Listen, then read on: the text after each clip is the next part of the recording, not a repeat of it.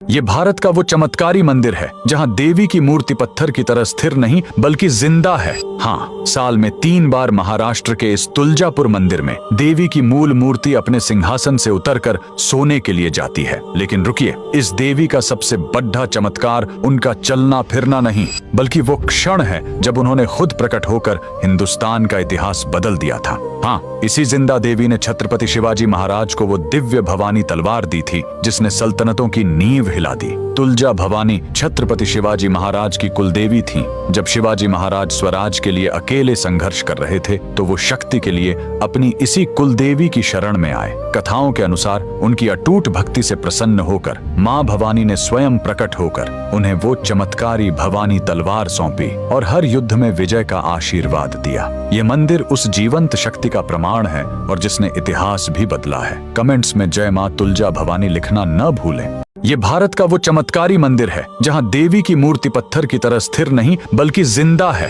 हाँ, साल में 3 बार महाराष्ट्र के इस तुलजापुर मंदिर में देवी की मूल मूर्ति अपने सिंहासन से उतरकर सोने के लिए जाती है। लेकिन रुकिए, इस देवी का सबसे बड़ा चमत्कार उनका चलना फिरना नहीं बल्कि वो क्षण है जब उन्होंने खुद प्रकट होकर हिंदुस्तान का इतिहास बदल दिया था। हाँ, इसी जिंदा देवी ने छत्रपति शिवाजी महाराज को वो दिव्य भवानी तलवार दी थी जिसने सल्तनतों की नींव हिला दी। तुलजा भवानी छत्रपति शिवाजी महाराज की कुलदेवी थी। जब शिवाजी महाराज स्वराज के लिए अकेले संघर्ष कर रहे थे तो वो शक्ति के लिए अपनी इसी कुलदेवी की शरण में आए। कथाओं के अनुसार उनकी अटूट भक्ति से प्रसन्न होकर मां भवानी ने स्वयं प्रकट होकर उन्हें वो चमत्कारी भवानी तलवार सौंपी और हर युद्ध में विजय का आशीर्वाद दिया। ये मंदिर उस जीवंत शक्ति का प्रमाण है और जिसने इतिहास भी बदला है। कमेंट्स में जय मां तुलजा भवानी लिखना न भूलें।